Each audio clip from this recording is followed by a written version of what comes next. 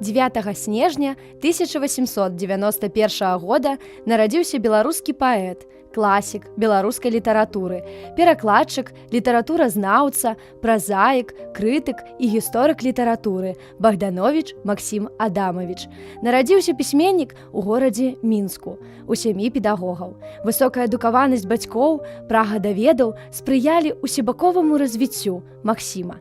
Ранняе дзяцінства паэта прайшло ў Гродні, куды пераехала сям'я Богдановича хутка пасля яго нараджэння. Але неўзабаве памірае маці паэта.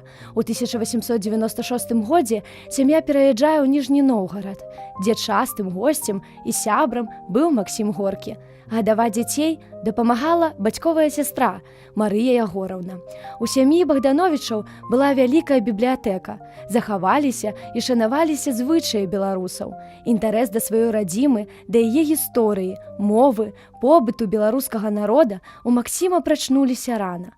Ён марыў аб далёкай Беларусі з ранняга дзяцінства. У 1902 годзе паступае ў першы клас Ніжнегародскай мужчынскай гімназіі. У гэты час ён піша свае першыя вершы на беларускай мове. У 1907 годзе бацька пераязджае па службе ў Яраслаўль. Там будучы паэт заканчвае гімназію і едзе ў Вільню. Пасля 2 месяцы жыў у фальварку Ракуцёўшчына, што недалёка ад Маладзечна. Вясковае жыццё абагаціла паэта шматлікімі назіраннямі, цікавымі сустрэчамі з простымі людзьмі. Пасля наведвання Беларусі Максім Богданович плённа займаецца беларусазнаўствам, вывучае рускую і замежную літаратуру. За гэты час ён заканчвае Яраслаўскі Дзямідаўскі юрыдычны ліцэй. Шмат піша. Пасля заканчэння ліцэя ў 1916 годзе вярнуўся ў горад свайго нараджэння Мінск, каб непасрэдна далучыцца да беларускага грамадства і культурнага жыцця. Жыў у адным з пакояў кватэры, якую здымаў з метро Бядуля. Працаваў у мінскім харчовым камітэце. Быў пастаянным наведвальнікам клуба беларускай інтэлігенцыі «Беларуская хатка». Удзельнічаў у працы мінскага аддзела беларускага таварыства дапамогі пацярпелым ад вайны. У 10-11 гадоў пачаў пісаць вершы па-беларуску. Пачаткам літаратурнай дзейнасці лічыцца 1917 год, калі ў газеце «Наша Ніва» выходзіць першае алегарычнае апавяданне Максіма Богдановича «Музыка». У 1909 годзе ўбачылі свет вершы паэта «Над возерам», «Вадзянік», «Перад паводкай» і іншыя. Пазней яны склалі цыкл вершаў у зачараваным царстве па матывах міфалогіі старажытных беларусаў. Падчас знаходжання ў фальварку Ракуцёўшчына нарадзіўся цыкл яго вершаў «Старая Беларусь», у які ўвайшлі славутыя яго вершы. «Слуцкія ткачыхі», «Летапісец». Пры жыцці выйшаў толькі адзін зборнік яго вершаў «Вянок» 1913 год у друкарні Марціна Кухты, які стаў унікальнай з'явай у беларускай літаратуры. Асноўная тэма зборніка – тэма радзімы.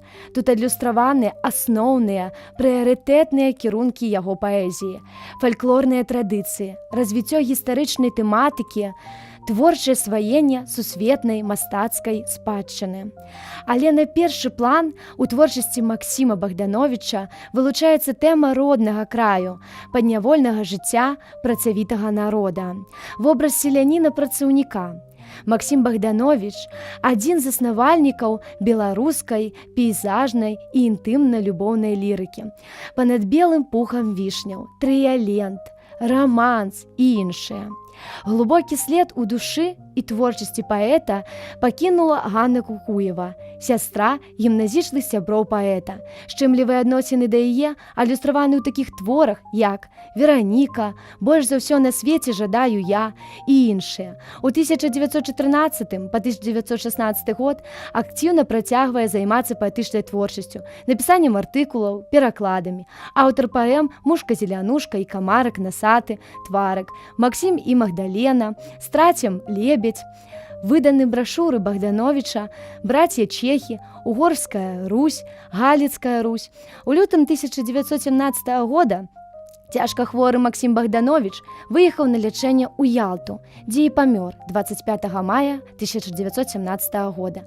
У 27 годзе, праз 10 гадоў пасля смерці паэта, Валентинам Волковым быў створаны партрэт Максіма Богдановича, які цяпер захоўваецца ў Нацыянальным мастацкім музеі Рэспублікі Беларусь. Працуюць музеі Богдановича ў Мінску, Гродні, Яраслаўлі. Імем паэта былі названы вуліцы ва ўсіх абласных цэнтрах Беларусі: Смаргоні, у Ніжнім Новгарадзе, Пскове, Яраслаўе і Яльце, школы і бібліятэкі ў розных беларускіх гарадах.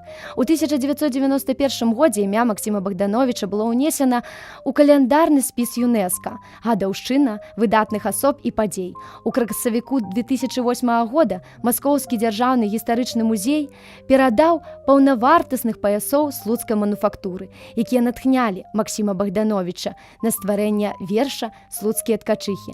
Максім Богданович удасканаліў беларускае вершаскладанне, увёў упершыню нерэфармаваны верш, паказаў, што на беларускай мове можна пісаць самыя складаныя формы вершаў: санеты, трыяленты, рандо. Быў першым перакладчыкам на беларускую мову антычных паэтаў Пушкіна, Шаўчэнкі, паклаў пачатак беларускай прафесійнай крытыцы. Многія творы паэта перакладзены на музыку кампазітарамі. Некаторыя вершы сталі народнымі песнямі: «Зорка Венера», «Слуцкія ткачыхі».